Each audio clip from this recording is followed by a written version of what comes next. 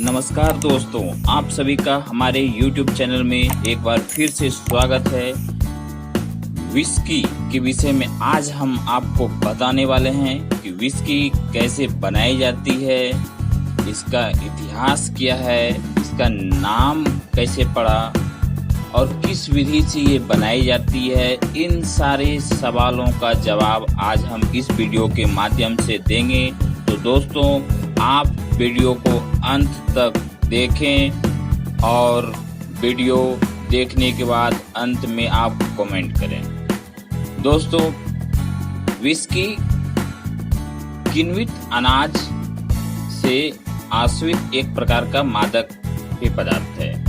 इसके विभिन्न प्रकार के लिए विभिन्न अनाजों का इस्तेमाल किया जाता है, जिसमें शामिल है जौ, राई, माल्ट, गेहूं और मक्का, जिसको हम मकई भी बोलते हैं। अधिकांश विस्की को सामान्यतः लकड़ी के पीपे में पुराना किया जाता है, जिसका काल होता है अलग अलग देशों में कम से कम 3 साल और अधिक से अधिक 40 से 50 साल तक भी रखा जा सकता है। कुछ मकई शराब हैं जिसको तुरंत बना के कुछ ही महीनों में, कुछ ही हफ्तों में उसे मार्केट में पैकेजिंग के लिए भेज दिया जाता है। विस्की दुनिया भर में अनेक नामों से जाना जाता है और इसके बहुत सारे प्रकार हैं। अलग अलग देशों में अलग अलग नामों से जाना जाता है, जैसे American whisky, Canadian whisky, French whisky, German whisky, Indian whisky. तो बहुत सारे देशों में अलग अलग नामों से जाना जाता है और कुछ बनाने की इसकी प्रक्रिया भी अलग होती है। लेकिन एक बात जो है, इसमें जो शामिल होता है वो अल्कोहल होता है। वो लगभग हर एक देशों में लगभग सामान्य होता है। इसको बनाने की अगर बात करें तो अनाज का किण्वन और जल मिलाने से पहले मकई के लिए अधिकतम 80% अल्कोहल तक और अन्य अनाजों के लिए 90% अल्कोहल तक मद्यसार की आसवन प्रक्रिया, ताकि मध बनाने के लिए प्रयुक्त अनाज का कुछ स्वाद बनाए रखा जा सके। और अगर वर्गीकृत की बात करें तो पुराना बनाने की प्रक्रिया के लिए प्रयुक्त पीपे के प्रकार से ही विस्की अपना लगभग 60% स्वाद प्राप्त करता है। इसलिए आगे का वर्गीकरण प्रयुक्त लकड़ी और लकड़ी को झुलसाने यानी लकड़ी के पीपा बनाया जाता है और उसमें आग लगा दी जाती है, यानी इसको सेकने की प्रक्रिया बोलते हैं। सेकने की मात्रा पर निर्भर करता है। उदाहरण के लिए बोबार्नी विस्की के लिए जली हुई नई ओक के पीपे में पुराना करने की आवश्यकता होती है, जबकि क्वालिटी स्कॉच विस्की में अक्सर बोबार्न उत्पादन में धीमे से तैयार करने की आंशिक रूप से प्रयुक्त पीपों का इस्तेमाल किया जाता है। अब दोस्तों, बात करते हैं कि इसकी उत्पत्ति कैसे हुई विस्की की।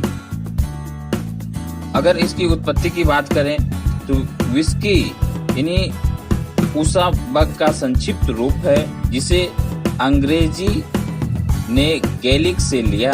आयरिश यूसिस बेथा और स्कॉटिश ने यूजिस बेथा या समास पुराने आयरिश यानी यूसिस का अर्थ होता था पानी और बेथा का अर्थ होता था जीवन।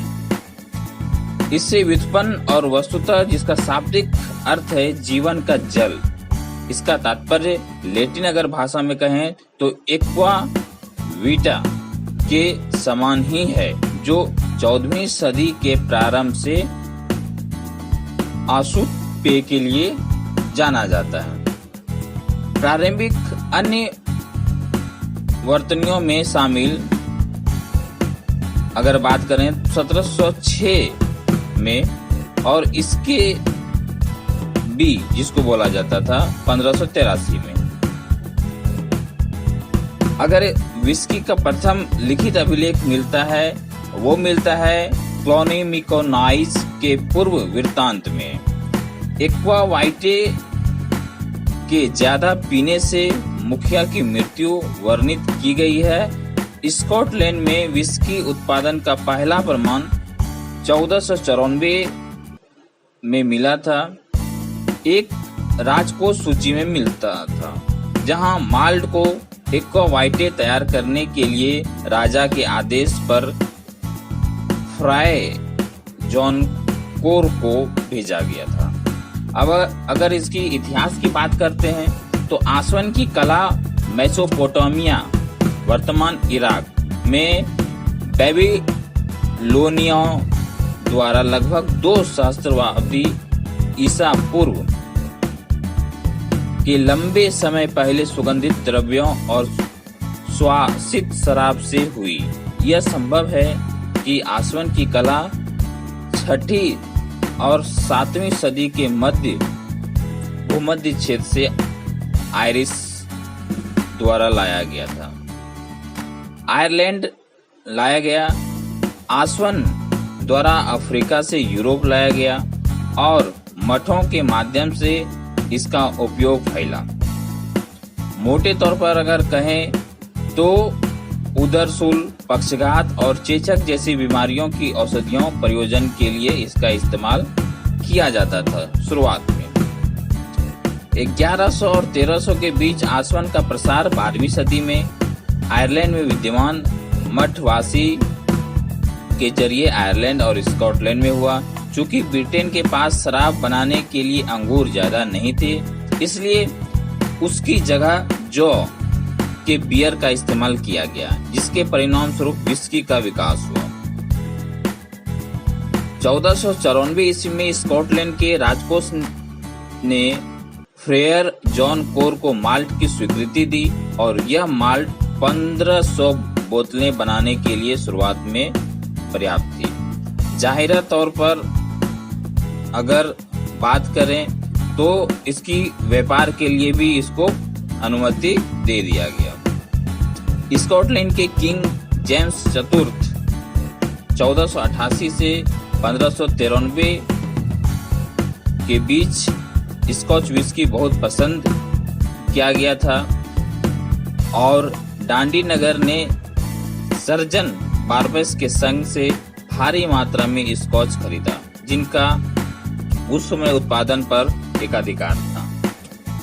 किंग हेनरी अष्टम ने मठों को भंग किया और उनके भिक्षुओं को बाहर आम जनता में भेज दिया। विस्की का उत्पादन मठों से बाहर निकला और निजी घरों और फार्मों में होने लगा, चूंकि हाल ही में आजाद भिक्षुओं को अपने लिए पैसे कमाने वाले रास्ते की जरूरत थी। उस समय आसवन प्रक्रिया अभी अपनी प्रारंभिक अवस्था में थी और विस्की का सेवन अत्यंत कम उम्र में ही किया जाता था। इसके चलते आज के संस्करणों की तुलना में उसका स्वाद काफी उपरिष्कृत और जंगली था। पुनर्जागरणकालीन विस्की भी काफी तेज और कभी-कभी खतरनाक भी साबित हो सकता था। समय के साथ व्यक्ति द्वारा वर्षों से भूल कर पड़ी रही बोतल पर विस्की पीने के दुस्साहस के साथ विस्की एक मृदु पेय के रूप में उभर कर सामने आई। 1707 में संघ के अधिनियमों ने जब इंग्लैंड और स्कॉटलैंड का विलय किया, उसके बाद नाटकीय रूप से इस पर कर बढ़ोतरी हुई, जिससे उत्पादन कम हो और बिक्री भी कम हो। 1725 के अंग्रेजी माल्ट स्कॉटलैंड का ज्यादातर आसवन या तो बंद हो गया या गुप्त रूप से करने पर मजबूर होना पड़ा। सरकारी आबकारी अधिकारियों से बचने के लिए स्कॉच विस्की को वेदियों के नीचे, ताबूतों में और किसी भी उपलब्ध स्थान पर छिपा दिया